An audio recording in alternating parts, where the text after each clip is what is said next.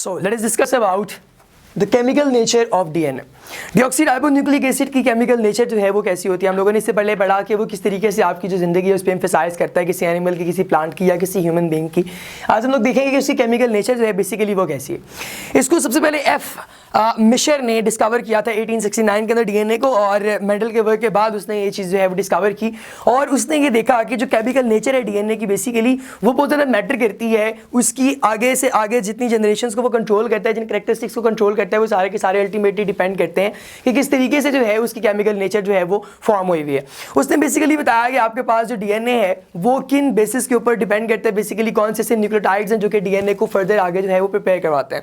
हमारे पास जो यहाँ पे है सब्सटेंसेस, जब सबसे पहले उसने इसको एक्सट्रैक्ट किया तो उसने इसको नाम दिया न्यूक्लियन का उसने इसको सबसे पहले जो है वो नाम दिया। उसका रीजन ये था कि चूंकि न्यूक्लियस के अंदर उसको मिला था, दैट्स व्हाई उसने कहा कि न्यूक्लियर का एक एसिड है, दैट्स व्हाई उसने इसको न्यूक्लियन कहा। बाद में उसने देखा कि इसकी जो नेचर है that was acidic and furtherly इसको फिर जो है वो न्यूक्लिक एसिड का नाम दिया गया। 50 साल तक जो साइंटिस्ट हैं उसके ऊपर रिसर्च करते रहे और अल्टीमेटली जो है 1920s के अंदर इस बेसिक स्ट्रक्चर को जो है डिटरमिन किया गया कि ये बायोलॉजिकल लेवल पे ह्यूमन बींग्स के अंदर जो ये पाया जाता है, ये किसी प्लांट या एनिमल के अंदर पाया जाता है, तो इसको इसके अंदर से एक ऑक्सीजन लेवल जो है वो निकला हुआ है आरएनए की निस्बत, तो उसको हम लोग फिर नाम देते हैं डीऑक्सीराइबोन्यूक्लिक एसिड।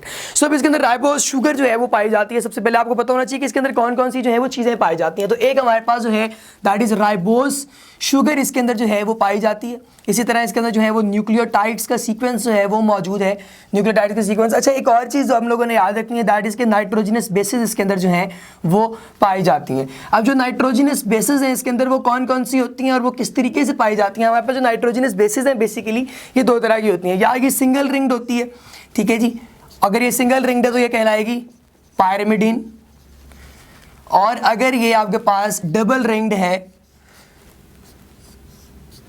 तो ये हम लोगों के पास पाई जाएगी प्यूरीन की फॉर्म में, ठीक है। अब पायरिमिडीन और प्यूरीन हमारे पास बेसिकली जो दो टाइप्स हैं इसकी हमारे पास नाइट्रोजनस बेसिस के। इसी तरह से फॉस्फेट ग्रुप जो है हमारे पास, फॉस्फेट ग्रुप ये पाया जाता है। जो न्यूक्लियोटाइड सीक्वेंस है बेसिकली इसी के आगे ये जो है वो ब्रांचेस हैं, ये हमारे पास फॉस्फेट ग्रुप है इसके अंदर पाया जाता है। अब ये फॉस्फेट ग्रुप बेसिकली हमारे पास जो है वो फॉस्फोरस है और ऑक्सीजन जो है वो इसके साथ इसकी अटैचमेंट है, और ये इस तरह एक सीक्वेंस के अंदर हमारे पास जो है वो मौजूद होते हैं। इसके अंदर एक जो लिंकेज पाया जाता है उस लिंकेज को हम लोग नाम देते हैं फॉस्फोडाइएस्टर लिंकेज, ठीक है जी। अब पायरिमिडीन्स कौन सी हैं और प्यूरीन्स कौन सी हैं? आपके पास दो बेसिस एडेनिन और गवानिन जो हैं, एडेनिन और गवानिन जो हैं ये दोनों प्यूरीन्स हैं, एडेनिन और गवानिन, ठीक है। इसी तरह जो साइटोसिन और हमारे पास साइटोसिन के अलावा है थायामिन और यूरासिल, ये हमारे पास जो बेसिस हैं ये हमारे पास कहलाती हैं pyrimidine, there single ring, okay. So अब इसके अलावा हम लोगों ने और जो चीज़ देखनी है वो ये है कि राइबोसोम जो है, राइबोसोमल न्यूक्लिक एसिड यानी कि आरएनए, और हमारे पास राइबो और दूसरा जो डीएनए है, इन दोनों के अंदर जो है वो स्ट्रक्चरल डिफरेंस बेसिकली कहाँ पे आता है।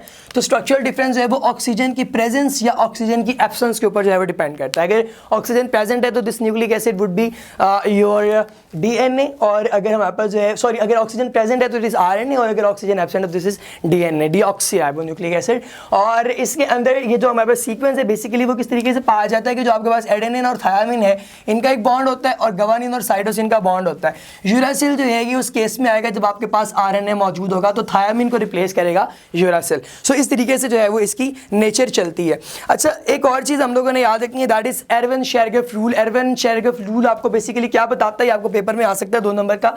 तो अगर वो पूछे कि डिफाइन एरविन शेरगेफ रूल, तो आपने शेरगेफ रूल के अंदर बताना है कि उसने ये बताया था कि आपके पास जितनी तादाद एडेनिन की होती है अप्रॉक्सीमेटली उतनी ही तादाद के अंदर आपके पास जो है वो थायामिन पाई जाती है, और जितनी तादाद में आपके पास गवानिन पाई जाती है उतनी ही अप्रॉक्सीमेटली उतनी जो है वो क्वांटिटी के अंदर आपके पास जो है वो साइटोसिन भी प्रेजेंट होती है। सो इस तरीके से उसने जो है वो इनकी जो केमिकल नेचर है उसको डिफाइन किया। इसके अलावा हमारे पास जो है वो रोजलिन फ्रैंकलिन जो है उसका एक एक्सरे मॉडल जो है वो भी हम लोगों ने देखना है कि उसने एक्सरे मॉडल के अंदर क्या बताया। उसने बेसिकली जो आपके पास डीएनए का स्ट्रैंड है उसका उसने एक्सरे किया, और उसने एक्सरे देखते हुए फिर ये बताया कि इसका जो स्ट्रक्चर है बेसिकली वो कैसा है। तो जो स्ट्रक्चर था वो कैसा था, that was a double helical structure, ठीक है। इसका एक हेलिक्स इस तरह से और इसके साथ एक दूसरा हेलिक्स इसका जो है वो इस तरह से इसके साथ जो है वो अटैच था। तो उसने इससे बताया कि आपके पास सेंटर में यूं ये अटैच होते हैं, ठीक है, ये बेसिस के साथ यूँ अटैच में ये जो आपके पास न्यूक्लियोटाइड्स हैं और ये आपके पास जो है वो डीएनए का एक स्ट्रक्चर जो है वो पाया जाता है। और इस डीएनए के अंदर ये जो आपके पास न्यूक्लियोटाइड्स हैं बेसिकली एडेनिन और थायामिन और गवानिन और साइटोसिन है। ठीक है जी, इस तरीके से ये आपस में पाया जाता है। सो अब इसी तरह हमारे पास इनके बॉन्डिंग है, दैट इज कोवलेंट बॉन्डिंग, और इसके दरमियान जो है वो हाइड्रोजन बॉन्डिंग भी बाज़ पाई जाती है।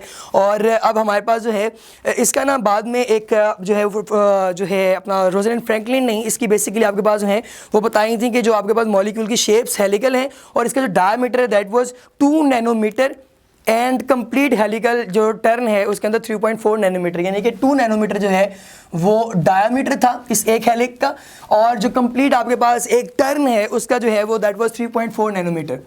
3.4 नैनोमीटर वाज द डायमीटर। इसके बाद फिर हमारे पास जो है वो डबल हेलिकल स्ट्रक्चर जो है वाटसन एंड क्रिक का जो मॉडल था, ठीक है, वो आया। वाटसन एंड क्रिक ने जो मॉडल दिया था वो क्या था, तो भी हम लोग ज़रा देख लेते हैं। तो Watson Crick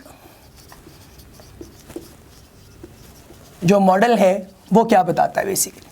Watson Crick model के अंदर हम लोगों ने ये देखा कि आपके पास जो है वो एक फ्रैंकलिन रिजल्ट के बाद एक 1953 के अंदर जेम्स वाटसन और फ्रांसिस क्रिक ने जो है वो 2 यंग रिसर्चर्स थे यूनिवर्सिटी ऑफ कैम्ब्रिज के, उन्होंने एक आपके पास जो है वो वर्क किया, इसके डीएनए के ऊपर वर्क किया और उन्होंने जो है इसका सब्सटेंशियली एक ऐसा स्ट्रक्चर दिया जो कि करेक्ट था। उसके अंदर उसने क्या बताया कि आपके पास जो बेस पेयर्स हैं वो एक दूसरे के साथ जो है वो फॉर्म करते हैं बॉन्डिंग, और इस मॉडल के अंदर बताया कि जो आपके पास large pointing toward pyramids which are small keeping the diameter of the molecule at a constant 2 nanometer because hydrogen bonds जो है वो एग्जिस्ट करते हैं बेसिस के दरमियान, और डबल हेलिकल स्ट्रक्चर जो है वो डुप्लेक्स को जो है बेसिकली वो क्या कर रहा होता है, फिर उसको जनरेट करवा रहा है। इसके अंदर उन्होंने देखा कि आपके पास 2 चेन्स जो है वो मौजूद होती हैं, एक जो है वो 5 प्राइम एंड से जाती है 3 प्राइम एंड तक, और इसके अपोजिट जो दूसरा आपके पास स्ट्रैंड है वो 3 प्राइम एंड से 5 प्राइम एंड की तरफ जो है वो मूव करता है। उसके अलावा उसने आपको बताया कि आपके पास जो है बेस पेयर्स प्लेनर और फ्लैट होते हैं, स्टैक करते हैं 0.34 नैनोमीटर अपार्ट, एक दूसरे से 0.34 नैनोमीटर जो है वो दूरी पर मौजूद होते हैं। और इसके साथ साथ उसने बताया कि ये आपके पास हाइड्रोफोबिक जो है वो इंट्रैक्शन है, बेसिकली हाइड्रोफोबिक इंट्रैक्शन है, ठीक है, और वाटर रिपेलेंट है ये। और इसके अलावा जो है आपके पास डबल हेलिक्स स्ट्रक्चर के अंदर जो एडेनिन है वो 2 हाइड्रोजन बॉन्ड बनाती है, जबकि आपके पास ये एडेनिन हमारे पास जो है वो थायामिन के साथ डबल बॉन्ड बनाएगी, जबकि जो गवानिन है वो साइटोसिन के साथ 3 बॉन्ड जो है वो बनाएगी। ये हमारे पे बेसिकली कौन सा स्ट्रक्चर है, this is the structure of Watson and Crick. So Watson and Crick ने बताया कि 2 हाइड्रोजन बॉन्ड बनेंगे एडेनिन और थायामिन के दरमियान और 3 बॉन्ड बनेंगे गवानिन और साइटोसिन के दरमियान। ये हम केस डिस्कस कर रहे हैं अबाउट डीएनए। सो इसी तरीके से आपके पास जो है वो गवानिन जो है वो फॉर्म करेगी बॉन्ड थायामिन के साथ।